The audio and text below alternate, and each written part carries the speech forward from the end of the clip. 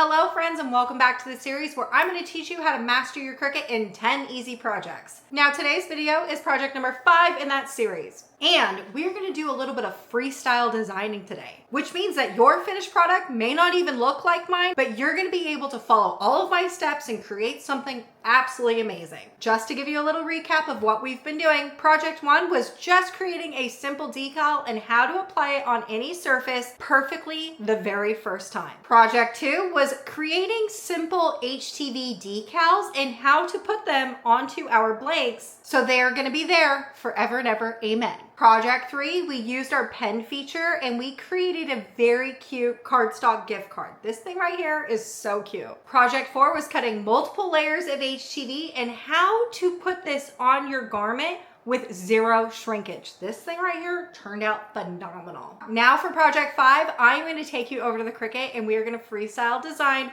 where my finished product may not end up looking like yours, but I swear you are going to get the greatest finished product because we are going to be making a multi-layer happy birthday banner, which I can tell you right now is something I love to make. It is my most favorite thing to make on the Cricut is birthday banners because oh my goodness, they don't take a whole lot of cardstock, but the finished product looks amazing. Are you ready to get started? Let's go.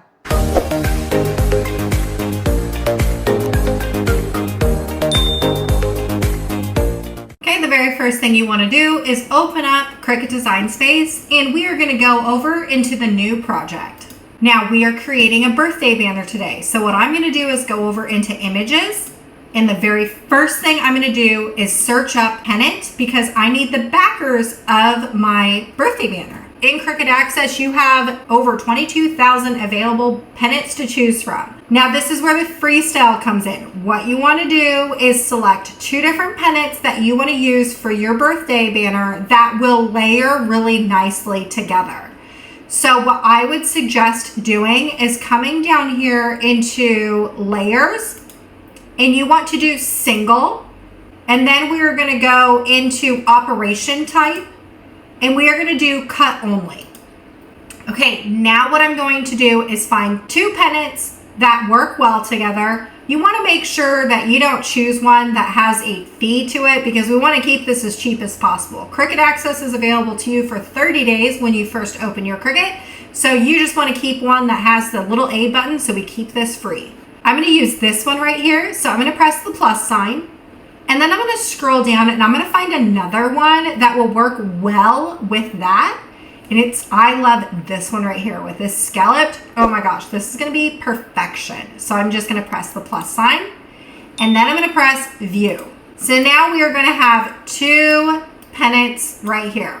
Okay, the reason why I chose this one right here is because there is already cutouts for where I need to put my ribbon at when we go to assemble this. However, if you look over on this one right here, there are also cutouts. I don't need 2 cutouts. I actually want there to be hidden holes.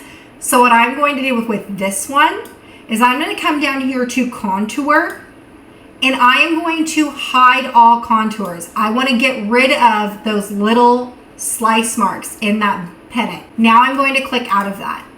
Now when we look at this pennant, you will notice that the slice marks are gone. That's perfect. Now if we were to move this over onto our scalloped pennant, you will notice that it goes behind this scalloped pennant. And I actually, when we go to glue this together, I want this piece to be on top of this scallop piece.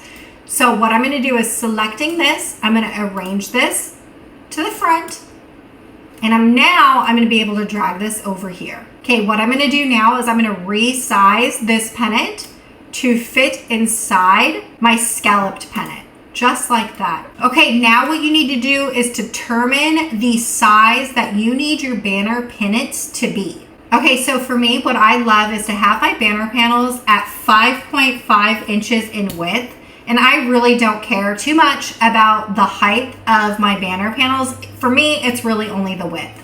Okay, now what I'm going to do is I'm going to zoom out and I'm going to put this towards the middle of my screen because we're about ready to fill up our screen. Now what you need to do is determine what lettering you are going to use for your banner. I am just going to go with happy birthday. So for this right here, I'm going to copy and paste creating a second pennant. Then what I'm going to do is selecting my 2 pennants or my 4 pieces. I'm going to copy and paste. I want to continue copy and pasting until I get enough pennants to spell happy and birthday. Okay, just so I can visually see what's going on here, I put enough letters to do happy because I'm going to do 2 different lines. We're going to do HAPPY and then birthday on the bottom. Okay, then what I'm going to do is I'm going to insert a text because we need some lettering for our birthday banner. So we're going to come over here to the text box. And for me, I love my happy birthday banners to only have capital letters. Now, this is definitely a design preference of mine. If you want them to be in lowercase, you totally can. This is where the freestyle comes into play. So I am going to just put in happy, return, and then birthday. Then what I'm going to do is I'm just going to make this bigger so we can see what we're doing. And I'm going to come up here into font. Now what you want to do is select the font that you want to use for your birthday banner. So for my project, what I'm going to use is that Futura LT condensed bold. Now I'm going to click out of it.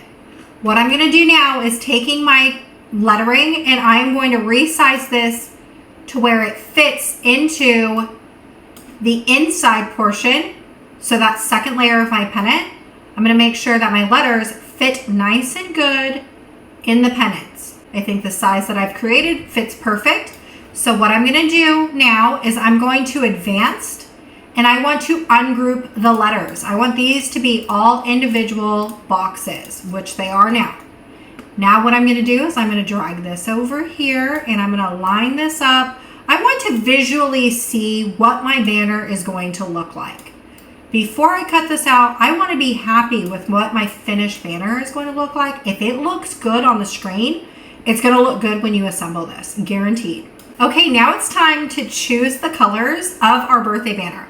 I can tell you right now that Ashley Falco loves a good rainbow. So what I'm going to do is I'm going to actually do some rainbows for my banner.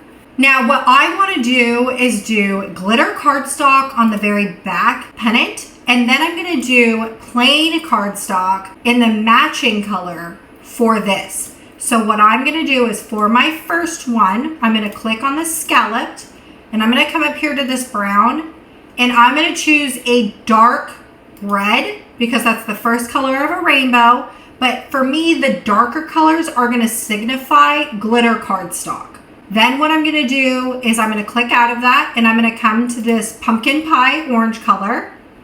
And I'm going to click on the swatch and I'm going to choose the lighter red color. So we have the darker colors are going to be my glitter cardstock. The lighter colors are going to be plain cardstock.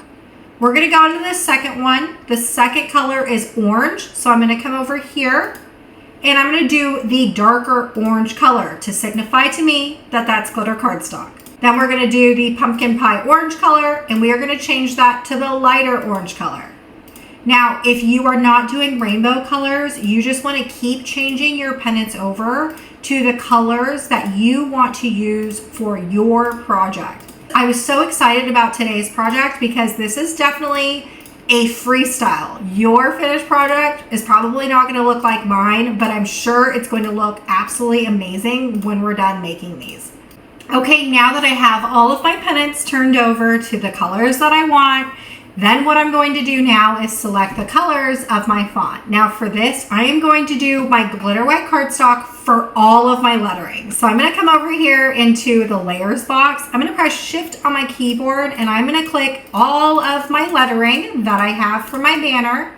And just to make this quick and easy, we're going to have them all select. I'm going to come over here to the charcoal swatch and I'm going to choose white. And now everything got changed over real quick. Looks so cute. Now the design process is over. So you have to ask yourself before we cut and make this out. If you are looking at your computer screen, do you like the look of what your banner looks like? On your screen, do you like the look of that? If you do, then you want to go ahead and make this. If you don't, then you need to keep moving this around, recoloring it, resizing it until you like what you see on the computer screen, because what you see at the screen, we have sized it exactly the way we need. This is what it's going to look like when we go to assemble this. when you're done maneuvering everything, what you want to do is save your work, and then you want to press make. Now for this particular project, since we did a bit of freestyling, if you have different lettering on your screen, if you've made it a different size, then you're going to have a different set of mats than me, but the end result and the process of this all is all the same. However, I can tell you right now that when I look at my particular mat 1 and mat 2, I see that I could probably add some of these letters into this first mat, conserving on material. So what I'm going to do is I'm going to slide my letters over, and I'm going to take this Y, I'm going to click on it, and I'm going to use this little turn thing, and I'm going to turn this upside down. And now I'm going to put this up here pretty close to the other Y. Now you want to make sure that it's not overlapping or touching. You just want it to be close, no touching. Now that I've done that, what I can do is go down here into mat 2, clicking on this A, I'm going to put these 3 dots right here, and I'm going to say move object. And I'm going to move object over to mat 1 and press confirm. Now what I'm going to do is I'm going to rotate this upside down. I'm going to put this near the letter A. Now I don't think that I am going to be able to get another letter here because everything that's over here on mat 2 is pretty large. I don't think it's going to fit right here. So I'm going to be done with moving my letters. However, if you felt like you could probably squeeze another one in, you just want to keep playing around until you have maximized the amount of material you're going to be using for each mat. Now that that's done, what we need to do is go pick our cardstock, and then we're going to head over to the Cricuts and cut this out. Just like any project we do using our Cricuts, you want to grab all of your materials that you're going to be cutting, have them all laid out. What you want to do is now stack them in the order that you see on your computer screen. So for me, mat 1 and 2 are going to be the white glitter cardstock. Mat 3 and 4 is going to be my lipstick red glitter cardstock. Now I absolutely love my glitter cardstock because it is shed free. So if you are not a lover of walking around with glitter all over the place, you're going to want to grab my shed free glitter cardstock. Okay, the next mat 5 is going to be plain red cardstock. Then we have orange glitter and plain orange. We have glitter yellow, plain yellow. This is where we got a little funky. So then we have plain green. So you always want to make sure and pay attention to how things are laid out in Cricut Design Space. Then we're going to go with glitter green. Then we have plain blue. I'm just going to be using a scrap piece since it's not a full sheet. And then we got glitter blue.